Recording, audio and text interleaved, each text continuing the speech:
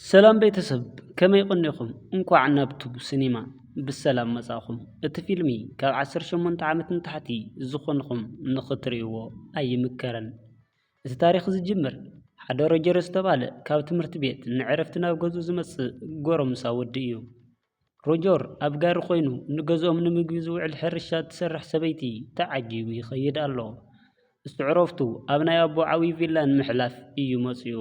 ነገር ግን ኣብቲ ገዛ ዝዓረፉ ካልኦት ኣጋይሽ መጺኦም ኣለዉ።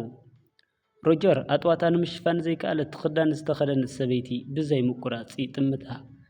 ዝሪኦ ነገር ሮጀር ብጣዕሚ የደስቶ።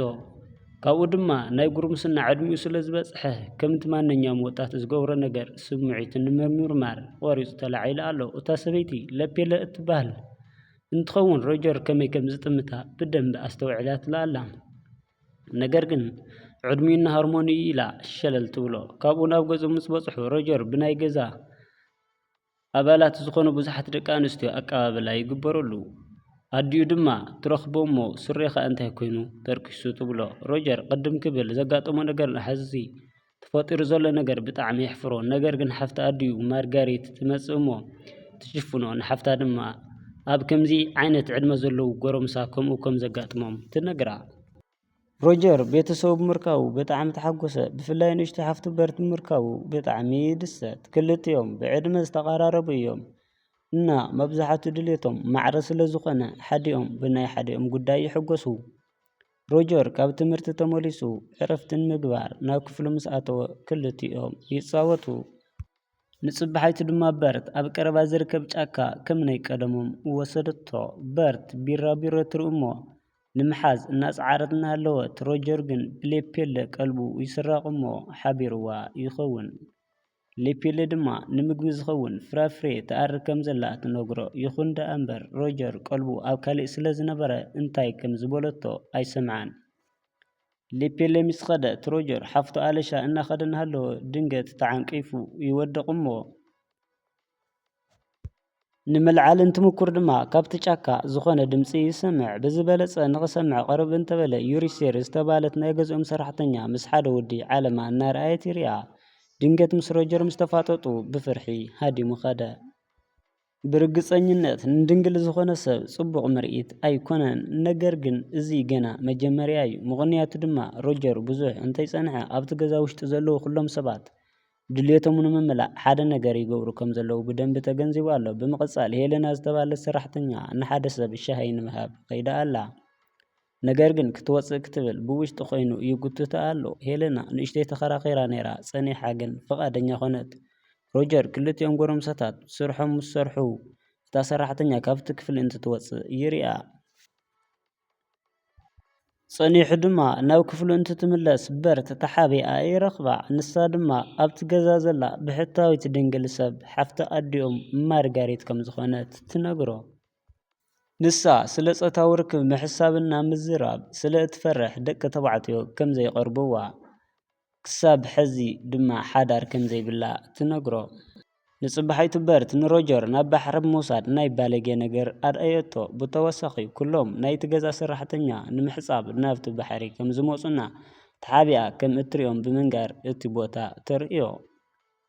ካብኡ ክልቲኦም ተሓቢኦም ናብ ዛፍ ይድይቡ እሞ እተን ሰራሕተኛታት እቲ ሩባ በፂሐን ክዳነን እናውፅኣ ስለ ዘጋጠመን ነገር እናተዛረባ ከለዋ ብዙሕ እንተይጸንሑ ካልኦት ደቂ ተባዕትዮ ይመፁ እሞ ፊት ንፊት እተን ደቂ ኣንስትዮ ብልዕቶም ብምውፃእ ክንደይ ዝኣክል ጽቡቕ ከም ዝኾነ እናሸነዩ የርእይወን። ጸኒሑ ናይ ሮጀር ኣቦ ምስ ዓባይ ጓል ኤሊሳ ናብ ገዛ ይመጽእ። ኤሊሳ ብጣዕሚ ቆንጆ ቆልዓ እያ፣ ነገር ግን ብጣዕሚ ሓፋርና ስቕተኛ ወጣት እያ። ንሳ ድማ ኩሎም ናይ ገዛ ቤተሰብ ንዓቐፈት ሰላምታ በቶም። ነገር ግን ንሮጀር ግንባሩ ጥራሕ ትስዕሞ ኮይኑ ድማ ሮጀር ከምቶም ካልኦት ሰባት ስለ ዘይሓቐፈቶ ይናደድ ኣሎ። ብኻሊእ ገጽ በርት ካሊእ ነገር ተሓስብ ኣላ። ንሮጀር መሪሓ ብምውሳድ ድማ ናብ ማርጋሪት ክፍሊ ትወስዶ። ክልቲኦም ናብ ላዕሊ ደየቡ። ማርጋሪት ናብ እትዝናነየሉ ክፍሊ ድማ በጽሑ። ማርጋሪት ድማ ምስ ኩሎም ደቂ ተባዕትዮ ንምቅርራብ ንምንታይ ከም ትፈርሕ ትናዘዝ ኣላ። ነገር ግን ናብ ገዛ ካብ ዝመጽእ ጀሚሩ ብሮጀር ከም ዝተማረኸት ትናዘዝ። እንዲያውም ስለ ንሱ ብዙሕ ነገር ከም ትሓስብና ብሕልማ ምስ ሮጀር ካሊእ ነገር ከም ትገብር ትዛረብ። ሮጀር ድማ ሓፍቲ ኣዲኡ ንዕኡ ዘለዋ ፍቕሪ ሓልዮት ብምስምዑ ብጣዕሚ ተሓጎሰ። ነገር ግን ሓጎሱ ብዙሕ እንተይጸንሐ እቲ ግድግዳ ይፈርስ እሞ ኣብ ቅድሚ እቲ ቀሺ ናብ ውሽጢ ይወድቕ። ካብኡ እቲ ቀሺና ማርጋሪት ዝገበሮ ነገር ነዲኡ ይነግርዋ። ኣዲኡ ድማ ከምዚ ዓይነት ጥፋት ዘጥፍአ መሸገሪ ቆልዓ እንታይ ዓይነት ቅፅዓት ከም እትህቦ የሸግራ። ነገር ግን እቲ ቀሺ ክግረፍ ከም ዘለዎ ይዛረብ። ማርጋሪት ድማ ብሓሳቡ ትስማዕማዕ እሞ ንሮጀር ሕቁ ትገርፎ።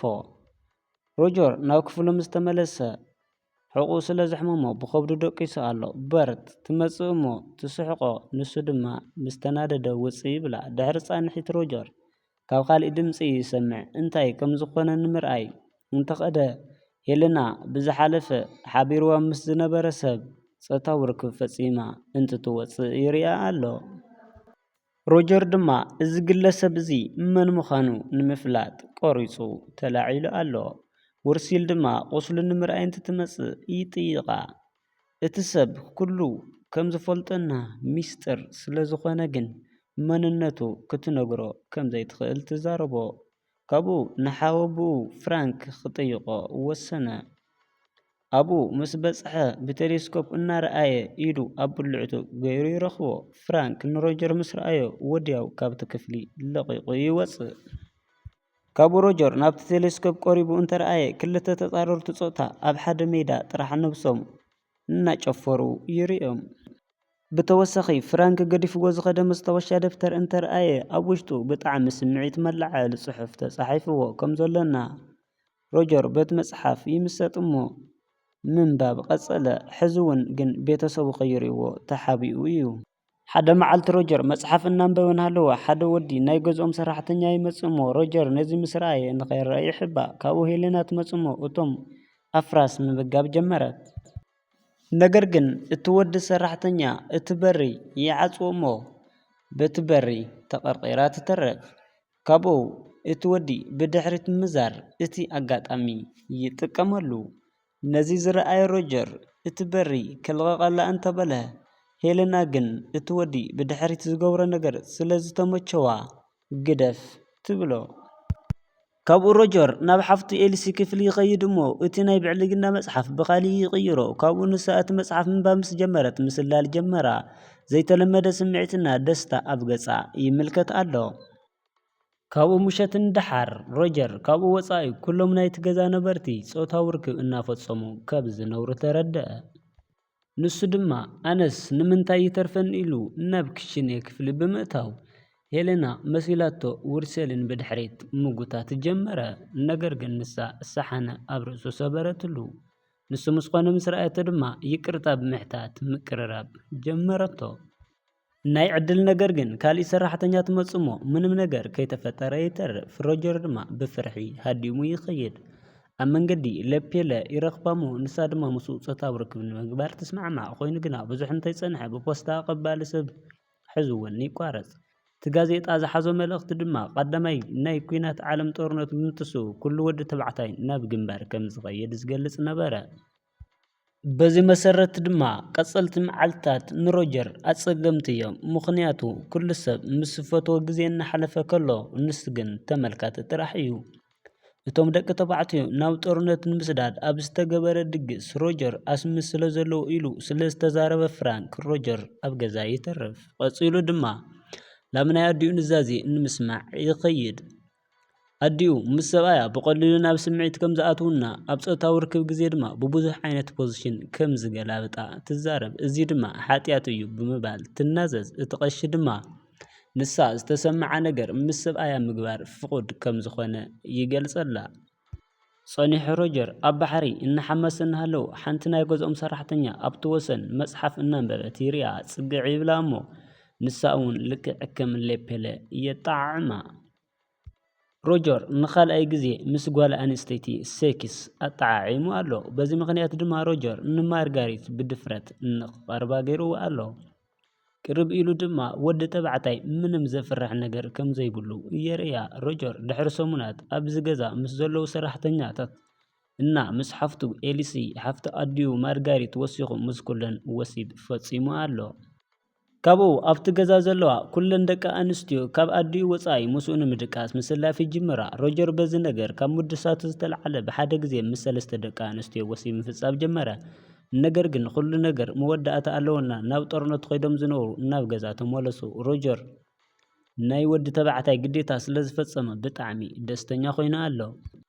ነገር ግን ደስትኡ ብዙሕ እንተይፀንሐ ብዘይ ጥንቃቄ ዝፈፀሞ ወሲብ ምክንያት ውርሴል ማርጋሪትና ኤሊሲ ዘይተደለየ ጥንሲ የጋጥመን። ሮጀር እዚ ነገር ኣዲኡ እንተፈሊጣ ከም እትቆትሎ ይፈልጥ ኣሎ። በዚ ድማ ካሊእ እቅድ የምፅእ። እቲ እቅድ ድማ ማርጋሪት ምስ ፍራንክ ትቀራረብ እሞ እቲ ጥንሲ ናቱ እዩ ክትብል ኣብ ናይ ኤሊሲ ኣንሶላ ድማ ቀይሕ ቀለም ብምግባር ምስ ፍራንክ ምስ ሓደረት ድንግል ከም ዝኾነት ንኸሓስብ ይገብሮ። በዚ ዝርዝር ናይ መጨረሻ ዝኾነት ውርሲል ድማ ናይቲ ከባቢ ሰብ ተሓፀየት። ብመጨረሻ 3 ደቂ ኣንስትዮ ቦቦተን ስለ ዘተሓዘን ሮጀር ዕረፍቲ ተሰምዖ ኮይኑ ግን ብዙሕ እንተይፀንሐ ሰራሕተኞም ሄሌና ድማ ከም ዝጠነሰት ትነግሮ። ሮጀር እዚ ምስ ሰምዐ ንዓኣ እውን ስብኣይ ከም ዝእልሸላ ይዛረብ። ነገር ግን ሄሌና ኣብቲ ገዛ ዘለዉ ኩሎም ደቂ ተባዕትዮ ስለ ዘውፅዋ እቲ ጥንሲ ናይ መን ምዃኑ ስለ ዘይፍለጥ ንሓደ መሪፃ ከም እትዛረብ ትነግሮ። እቲ ፊልሚ ኣብዚ ይጠናቐቕ። እቲ ፊልሚ ከም ዝፈተኹሞ ተስፋ ይገበር። ላይክ ሰብስክራይብ ናይ ድኻምና ውፅኢት እሞ ምግባር ከይርሳዕ። ብኻሊእ ቪድዮ ክሳብ ንራኸብ ሰላም ንዓኹም።